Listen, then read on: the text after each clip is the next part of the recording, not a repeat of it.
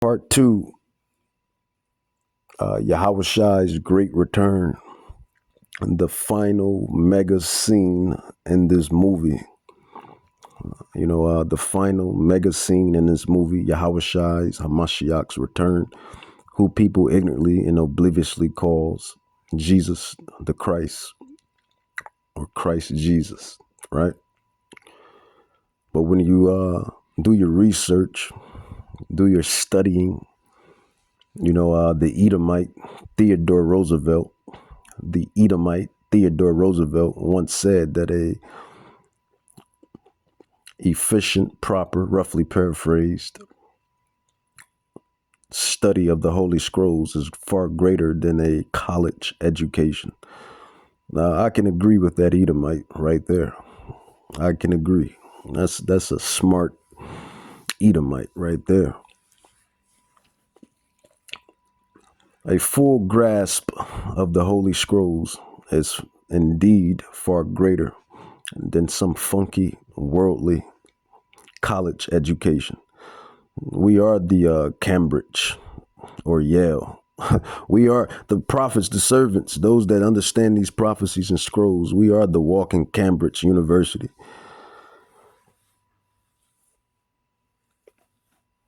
We are the walking Yale University. We are the walking Spelman University. We are the walking, did I say Harvard? Harvard, Spelman, Cambridge, and whatever else prestigious university that's out there. And that's all glory and honor to Yahweh Bahashem Yahawahshai. Say that very humbly. Say that humbly, actually. Humbly, but yet with a little cockiness as well. But I say it more so humbly, but with a little sprinkle of cockiness. Right? He tells you that the things of Yahweh, the spiritual things, I believe that's in the Apocrypha. How blessed are the Israelites that the things of Yahweh is revealed to the Israelites, the Jacobites. He even says that. Yahweh even says that. But let's carry on. It says Isaiah 63 for those Christians and those that don't really, understand the precepts. Isaiah 63 is a prophetic event, just like the Revelation events that I brought out earlier in part one of the lesson, or the digital epistle. Isaiah 63 is a Old Testament prophetic prophecy that has not yet been fulfilled, because you have people that believe that all of the prophecies in the Old Testament were fulfilled. But this prophecy here has not yet been fulfilled. Isaiah 63, 1 on down, it says, "Who is this that comes from Edom with dyed garments from Bozrah? It says, this that is glorious in his apparel, traveling in the greatness of his strength. I that speak in righteousness, mighty to save. Wherefore art thou red in thy apparel, and thy garments like him that treadeth in the wine fat? I have trodden the winepress alone, and of the people there was none with me. For I will tread them in my anger, and trample them in my fury, and their blood shall be sprinkled upon my garments." It says, "And I will stain all my raiment, for the day of vengeance is in my heart," which means spirit. Whenever the word talks about heart, it's talking about the mind, the spirit. It says, "In the year of my redeemed," Salakia, the year of my redeemed, the year of my redeemed, the year of my redeemed, the redeemed is the elect. The scrolls, the Holy Scrolls, has a theme that talks about the elect. Matthew 24:31, Matthew 24:22, Ephesians 1:4, Ephesians 1:11, John 17. Hamashiach Yahawahshai says he prays not for the world, but he prays for those that Yahweh has, when you come to the full knowledge, predestinated, basically. Yahawahshai, who they call Jesus, he prays not for the world, but he prays for those that that the Yahweh rather has predestinated from the foundation of the earth, which is the elect. So that is the redeemed. It says, for the day of my vengeance is in my spirit, heart, and the year of my redeemed is come. It says, and I looked, and there was none to help, and I wondered that there was none to uphold. Therefore my own arm brought salvation unto me, and my fury upheld me. It says, and I would tread down the people in my anger, and make them drunk in my fury, and I would bring down the strength, or their strength, slach, to the earth. And that's basically what Revelations, John the Revelator, Apostle John, was bringing out. And this is a Old Testament prophecy that has yet not been fulfilled. And there's like various of others in the Old Testament that hasn't been revealed, like the restoration of Israel, Isaiah 49, Isaiah 60, 61, 62, Isaiah 14, 1 and 2. You got the restoration that hasn't been yet fulfilled. You have Yahawahshai returning that has not yet been fulfilled.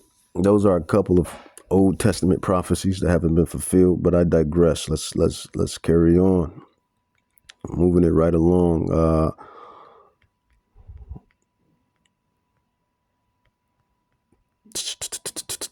Acts. Let's New Testament, precept upon precept, line upon line. So Yahawahshai, man, the elect would know that the UFOs and UAPs that these congressmen are identifying and looking at and hearing about are chariots. The elect would know that who they call Jesus Christ is a so-called black man from the tribe of Judah. The elect would know that that's not his real name. The elect would know who the Israelites are. The elect would know that the Bible speaks of the elect. The elect would know that these so-called UFOs or UAPs swing low, sweet chariot. Our people been running into these angels, right? Or these interdimensional entities, which are angels. The elect would know that these UFOs or chariots or flying rows or angels are coming to beam up, take up, caught up.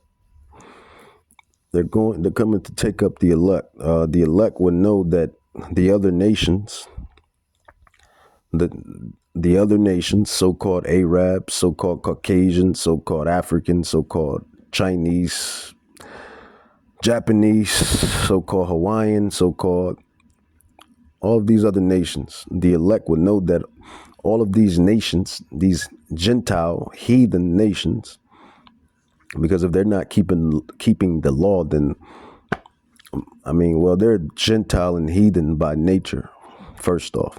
But if you're not keeping the laws to the best of your ability, you're eating pork, you're celebrating holidays, you're fornicating, you're committing adultery, you're living like a heathen. So that's how you become a heathen. But the elect will know that all of the heathens are going into captivity. That's just the truth. The elect will know that all of the nations that have taken crafty counsel via Psalms 83, 1 through 6, they have taken crafty counsel against thy hidden ones. They have said, come and let us cut them off for being a nation. The elect will know that all of these nations that have conspired against the hidden ones, the children of Israel, God's people, Yahweh's children, how have roughly paraphrased, how have the precious sons of Zion, like unto fine gold, become dim, become, walked over dirt. You so-called Native Indians, blacks, and Latins, Hispanics, you are the chosen children, the special people, right? Only if your father goes back to the tribes, the royal regal tribes. You are the Israelites. Let's move it right along. Acts chapter 1, verse 9 on down. It says, and this is such a beautiful precept. Acts 1, 9, and then precept of 2nd Esdras 13. You can't get around the Acts 1, 9, and then the 2nd Esdras 13 precept by precept. It literally just matches up two consistent. Is it consistently or consistent? Who cares? Acts 1, 9, it says, and when he had spoken these things while they beheld, he was taken up, and a cloud, there goes that cloud, that UFO or that UAP, if you let these devils tell it, received him out of their sight.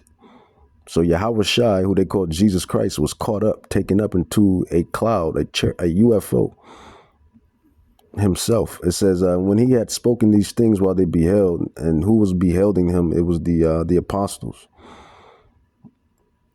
You know, when Yahawahshai rose, came back,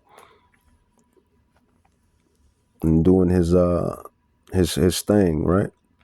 It says that when he had spoken these things while they beheld him, he was taken up, and a cloud received him out of their sight. UFO, UAPs, or so-called UAP, so-called UFO. But the Bible identifies the scrolls, the ancient scrolls identify these phenomenon, spiritual phenomenon, or spiritual entities, or these interdimensional sources of intelligence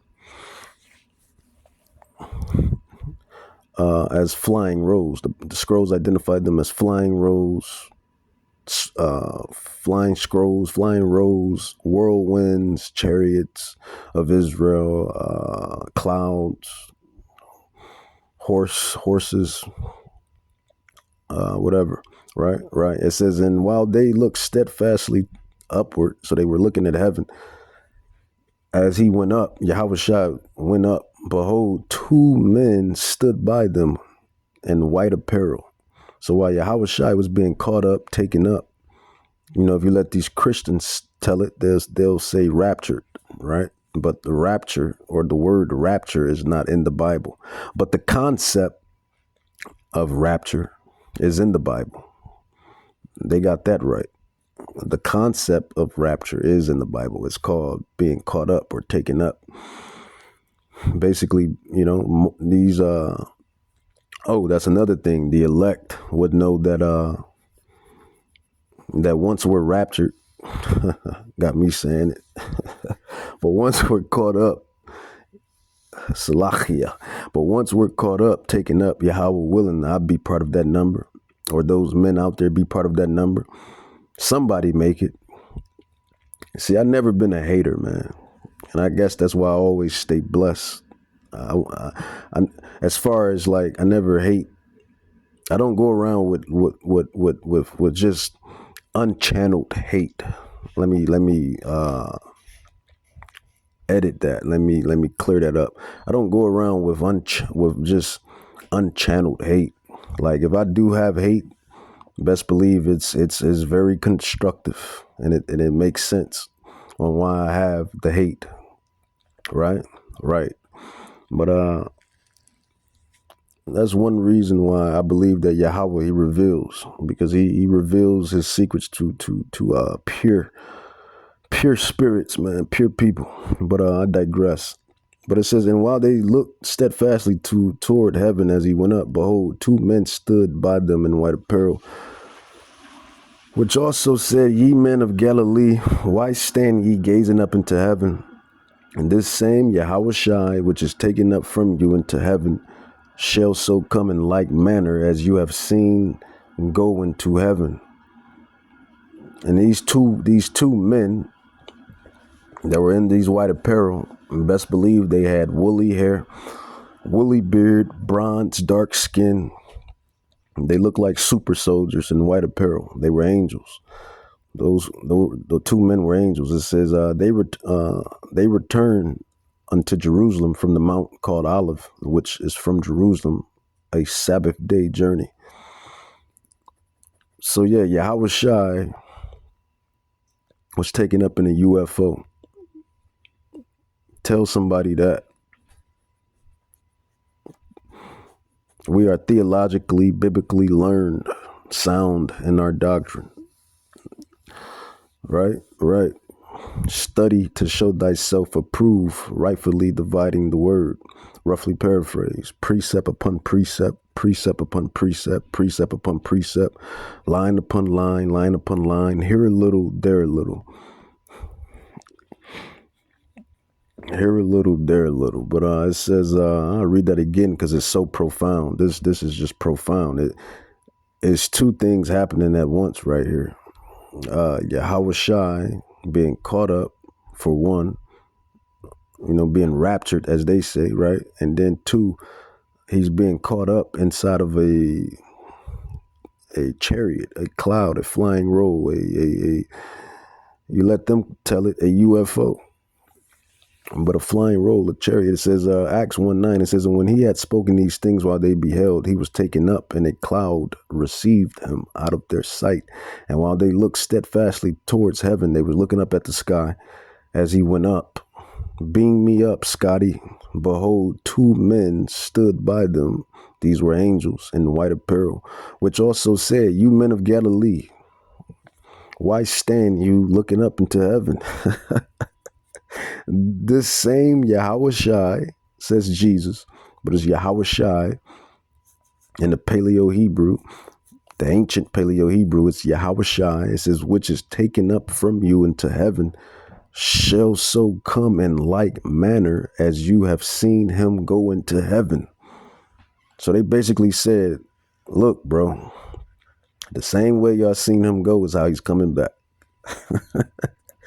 If we're going with layman terms. Look, bro, the same way he went up is the same way he's coming back. And that's what they told the apostles. And not only the apostles, but this is what they are telling the readers, such as ourselves, and whoever reads this and understands it, which is the elect. It says, which also say, ye men of Galilee, why stand ye gazing up into heaven? This same Yahawahshai, which is taken up from you into heaven, shall come in like manner as you have seen him go into heaven. There's so many profound scrolls in this book. This book is just absolutely special, to say the least. But all right, so the perfect precept for Acts 1:9 through 12 is second Esdras or second Ezra. Second Ezra is the perfect precept, right? Second Ezra. Remember what the angels said. The two angels, they said, look, man, the same way you see the king leave is the same way the king is coming back. Now, did they lie or tell the truth? Well, let's see. Second Ezra 13 or second Ezra. Esdras is the Greek translation of Ezra. Ezra is his Hebrew name. Ezra in the Bible is Esdras in the Apocrypha. And the Apocrypha is canon, obviously, if it's precept in the Bible. So many precepts in the Apocrypha that precepts the Bible because it's all canon. Because the Apocrypha was once upon a time in the original Bible. But you always got devils. Just like any movie and just like every movie or show, you always got the damn bad guys. You always got the bad guys, right? You always got the ops. You always got opposition. It's always opposition. It's always ops.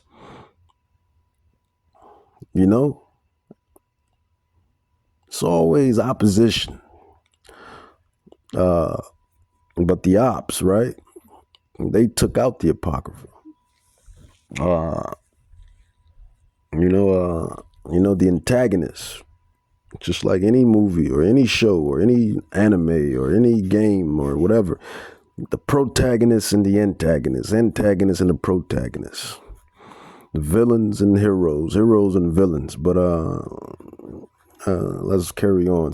So the angels said in Acts chapter 1, verse 9 through 12, that the same way the king has left is the same way the king will return. And who is the king? You should know by now. Hamashiach, Yahawahshai, who they call Jesus Christ or Christ. It says 2 Corinthians 13, 3 on down. It says, and I beheld, and lo, that man waxed strong with the thousands of heaven. And when he turned his countenance to look, all the things trembled that were seen under him. And wheresoever the voice went out of his mouth, all they burnt that heard his voice. It says, like as the earth fell when it feels the fire. And after this I beheld, and lo, there was gathered together a multitude of men. And this multitude of men is these armies of these different nations. Remember, I gave you their ancient names, and I gave you their modern names as well. Right. These are the armies, basically the armies of today, man. China, Russia, America, Pakistan, Australia, Saudi Arabia, all of the armies of today. Armageddon. And they know this already. They're the higher ups, if you want to call them, right? They know the deep state, you know, whatever you want to call it, right? Or just be like Yahawah and just say what it is. You know, the Rothschilds, the Rockefellers, the DuPonts, the Oppenheimers, the 1%, the elite, so-called, the bankers, right? The Edomites, they know that Armageddon is coming. It's prophecy. They know that Armageddon is prophecy. They read, their witches and warlocks and sorcerers read the scrolls as well, right? They know that the son, the king, Hamashiach Yahawahshai, is coming to redeem the Jacobites and to destroy Babylon, to destroy whomever has the Jacobites in their possession. All right, right. Even, it was said, right? Wasn't it said throughout the military bases before this Iran and Israel and America war popped off? Wasn't it rumored that this is going to be the war that brings in Armageddon? So they know, everybody knows Armageddon. Armageddon. So this is Armageddon. Second Ezra 13, verse 5, it says, and after this I beheld, and lo, there was gathered together a multitude of men out of number from the four winds of heaven to subdue that man that came out of the sea. Remember, the angel said in Acts, the same way the king left is the same way the king is coming back. And this is how, when he comes back, he's going to come back in the midst of total chaos, which is, I believe through the spirit, which we all believe, is World War III. It's going to happen simultaneously. You know, you see it in the movies all the time. You see it in cinema all of the time. Two parties are going after it, going after it, getting down and dirty. And then boom, a whole nother threat appears. And then the two parties that were getting after of it, or going at it, however you want to say it, they turn their attention to the bigger threat, the bigger problem at hand. And that is how Yahawahshai is going to return. Are they blowing up each other while World War III is commencing and going off? And I could just see it through the spirit in my head, like as I'm reading it and edifying you with this. I'm picturing it all in my spirit, in my head, right? I can just see it. Some real life Star Wars, some real life Star Wars type shit, man. Salak. This is what this is. This is what this is going to be. Prophecy. It says, so 2 Ezra 13, 5, it says, and after this I beheld, and lo, there was gathered together a multitude of men out of number from the four winds of heaven to subdue that man. So these armies, they're going to try to subdue him. They're going to turn their attentions off one another and and go towards him. Now, my thing is, I want to know where's Leviathan going to be in this picture. That's what I would like to know. Maybe I need to do some praying and some fasting and get the answer. Maybe Yahweh will reveal that with some prayer and some fasting, because I want to know where is Leviathan going to be in this sequence, in this, because Leviathan does pop out. I mean, he's spoken of, and I don't know if it's a she or a he. I just know it's Leviathan, the sea serpent, the sea dragon, the actual sea dragon. When is Leviathan going to pop out? Job 41 and Psalms, there goes that Leviathan that plays with the ships. You know, a real Godzilla lives under the seas, the depths of the seas. That'd be something to figure out when is, to understand and comprehend when is he or she. I don't know what the lizard is, or the dragon is, or the water serpent is. Its gender. I don't know the gender of it, but when is it going to debut? When will be the debut of the Leviathan? But we're definitely getting the debut through prophecy of Yahawahshai, right? And the angels, right? And the heavenly host, and more so the elect. As in 2 Ezra 13, it says, and after this I beheld, and lo, there was gathered together a multitude of men out of the number from the four winds of heaven to subdue the man that came out of the sea. But I beheld, and lo, he graved himself a great mountain and flew up upon it. Some real superhero. What movies they got coming out? Marvel, right? Doomsday. They got Marvel's Doomsday, the Avengers, and then they got the Avengers Infinity Wars, or whichever one is coming out, and then the other comes out. But this is the prophecy. Where do you think those writers and directors get their imagery? They draw it up from the Bible, from the scrolls. It's going to be the same way. It says, but I beheld, and lo, he hath graved himself a great mountain. This great mountain is this mega ship,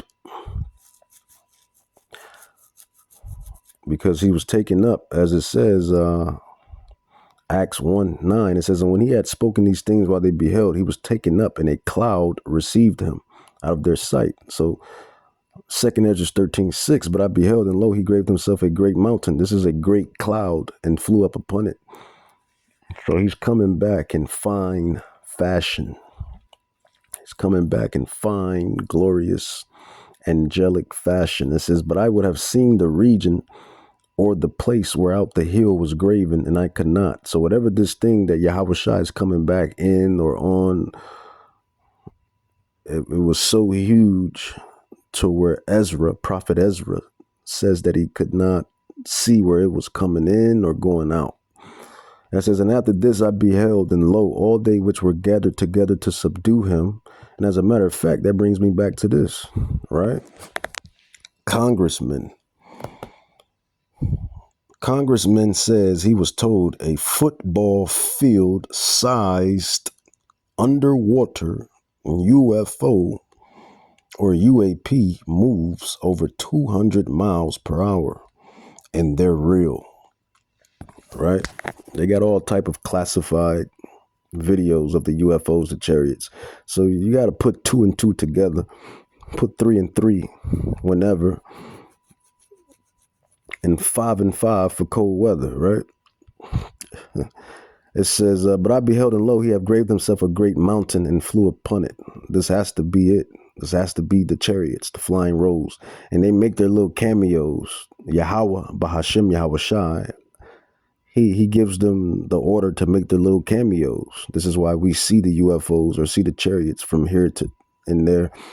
And, when they up there in the heavens flying those jets and planes, Yahweh allows the chariots to show themselves, to do little cameos, because these are this is basically the appetizer for what's to come. Right. Second Esdras 13 again, it says, and lo, as he saw the verse 8, rather, it says Second Esdras 13 verse 8, it says, and after this I beheld, and lo, all they which were together to subdue him were so afraid, and yet durst fight. So these all of these nations and their armies, Armageddon, and they're going to see Yahawahshai come back in his mega chariot, and all the chariots and all of the angels and the heavenly host and all of this glorious angelic power, and they're going to be shook, scared, right? As they should be, right? Now the creation is meeting their maker. I'll say that again. Now the creation is meeting its maker. Matter of fact, I'll say that a third time. 3 is the spiritual magic number. He rose the third day, Father, Son, Spirit, right? Now the creation is meeting its maker. So yeah, it says in 2 Esdras 13:8, it says, and after this I beheld, and lo, all they which were gathered together to subdue him, Yahawahshai HaMashiach, who they call Christ, were so afraid, and yet durst fight. Because Yahweh, he's going to make it a great show. You know, a good movie is a good movie, or a good movie is only a good movie when both parties throw down, right? In that last scene, right? So Yahweh is going to put it in their spirit to fight his son and the angels and the rest of his sons. And that is just how it's going to go. It says, verse 9, it says, and lo, as he saw the violence of the multitude that came, he neither lift up his hand, nor held sword, nor any instrument of war. But only I saw that he sent out of his mouth as it had been a blast of fire. And we believe that this is allegorical, metaphorical, parable talk for the laser beams, concentrated fire. And it had been a blast of fire, and out of his lips a flaming breath, and out of his tongue he cast out sparks and tempests. You know, spiritual dew weapons. You know, spiritual dew weapons. You know, Mountain Dew, spiritual dew weapons. You know, them Hawaii fires, Hawaii fires, those dew weapons. Well, Yahawahshai, he has his own set of dew weapons. Laser beams, concentrated fire. It says, but only I saw that he sent out of his mouth as it had been a blast of fire, and out of his lips a flaming breath, and out of his tongue he cast out sparks and tempests. It says, and they were all mixed together, the blast of fire, the flaming breath, and the great tempest, and fell with violence upon the multitude, which were prepared to fight, and burnt them up, everyone rather, so that upon of a sudden, of an innumerable multitude, nothing was to be perceived. Nothing was there after this situation took its course, basically, right? It says nothing was to be perceived, but only dust and smell of smoke. When Ezra saw this, he was afraid. Afterward, I saw the same man, the king Hamashiach Yahawahshai, come down from the mountain. So he came down from the ship. And Esau knows this. That's why he displays this all through the damn cinema movies. World evasion. They call it alien invasion, which technically they're right, because alien means foreigner or someone that's not from this dimension, right? So technically, by that way of definition, that's correct. But we know there's not no aliens. It's not no green men with black eyes. It's the angels and Yahawahshai. It's the makers. Mortal man and woman will meet their makers on this day. That's what it is. But Esau, he shows you this through the movies. It's always some so-called alien invasion, and then the so-called alien comes down from the craft. It's the same way it's written in this prophecy. Prophecy, prophecy, prophecy. So 2nd Ezra 13, it says, and afterward I saw the same man, Hamashiach, Yahawahshai, who they call Christ Jesus, from the mountain, the chariot. It says, and call unto him a other peaceable multitude. Now we hope to be of that peaceable multitude, and the elect, the saints, etc., etc. It says, and there came much people unto him, where some were glad, the elect, the saints. Some were sorry, the heathens, and the 2/3 of Israelites. Some of them were bound, the heathens, those Rothschilds. And some of them were bound, those Rothschilds, those Rockefellers, those DuPonts, those Oppenheimers, the George Soroses, the Henry Kissingers of the world, the Edomites. And some of them were bound, yet who you call Jesus Christ is coming to bound the Rothschilds. Who you call Jesus Christ is coming to bound Henry Kissingers of the world. Who you call Jesus Christ is coming to bound the Oppenheimers and Rockefellers of the world. His name is Hamashiach Yahawahshai, and he's a so-called black man from the tribe of Judah. Revelations 5:5, Hebrews 7:14. It says, and there came much people unto him, wherefore some were glad, some were sorry, some of them were bound. Remember, the prophecy said that these rich men and these rich captains and chief men and rich men, they hid themselves in the rocks. And that is allegorical, metaphorical for bunkers. Luxury bunkers. They hid in the clefts of the rocks. Yeah, the Yahawahshai is you can't hide from the Creator. He's coming to get you out of those luxury bunkers, those luxury hiding courts, right? Or hiding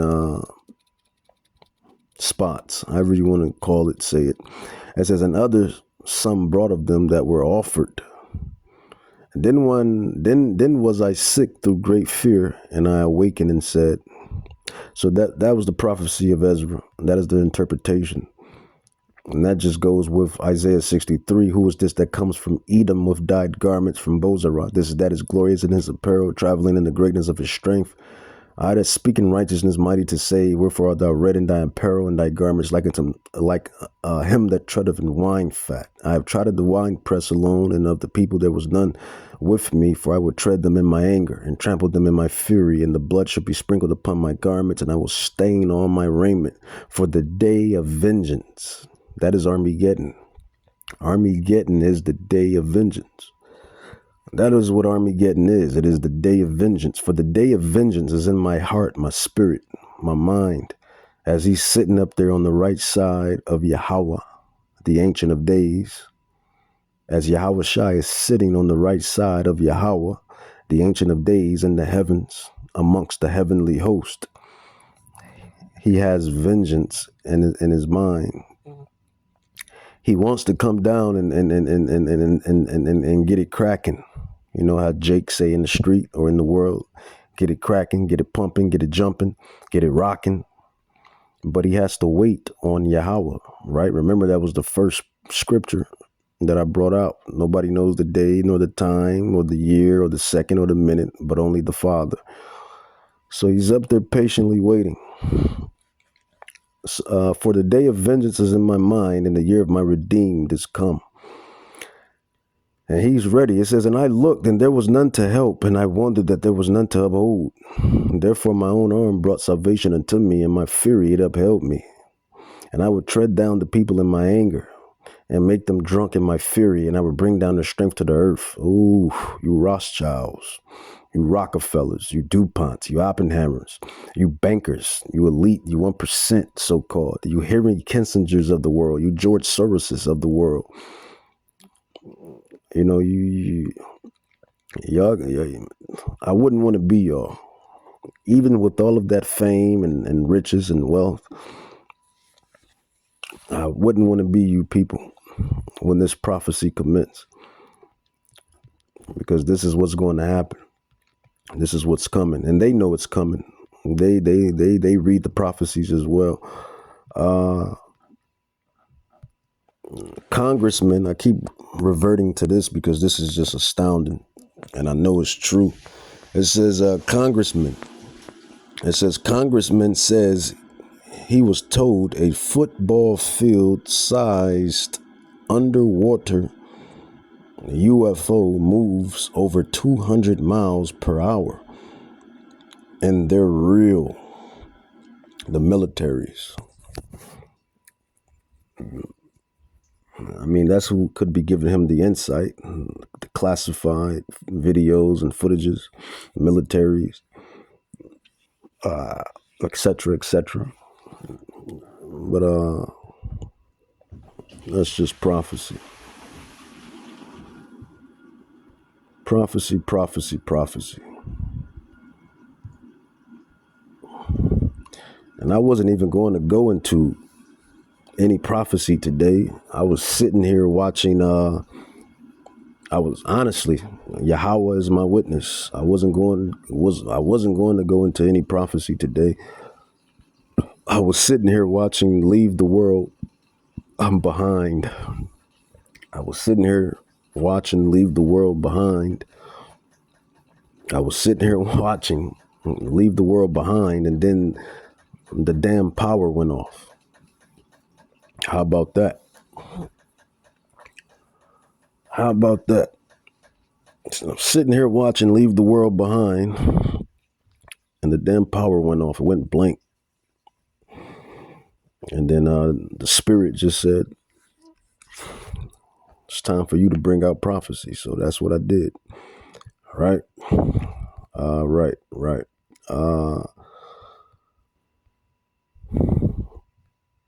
I'll end it with, matter of fact, I'll end it with this here. This is good as well. So across the flight line, and as it flies to me, a triangle manifests around the light. I can't tell you if it's active camouflage. I can't tell you if it appeared around the light, but I can tell you that it was a white light, and then it was a triangle. It stopped about 100 feet in front of me and approximately 100 feet above me. My telephone got extremely hot, completely froze, dead. I remember how thick it was. It was between 1 to 2 stories thick, equilateral triangle. I could never see the top of it, and the edges were 90 degrees. There were 4 lights in total, 1 light on each corner, and a larger light in the center, 2 to 3 times the size of the corner lights. But what was really odd was the outside. The best way to describe it is like looking at a James Webb telescope picture, where you have the colors and then the black background. So the craft itself was this black metallic flake paint, but on top of the craft was this gold, lava, plasma, some type of fluid going over and around the craft. I'm under this for about 2 to 3 minutes. Of 2024. This video is of an MQ-9 drone tracking an orb, or this object, off the coast of Yemen. You'll see that another MQ-9 launched a Hellfire missile. You cannot see that drone. Are you aware of anything in the government, United States government arsenal that can split a Hellfire missile like this? No. And do whatever blob thing it did and then keep going? Nothing? Nothing. All right, how about you, Chief Wiggins? Nothing to my knowledge, ma'am. Okay, and how about you, Mr. Borland?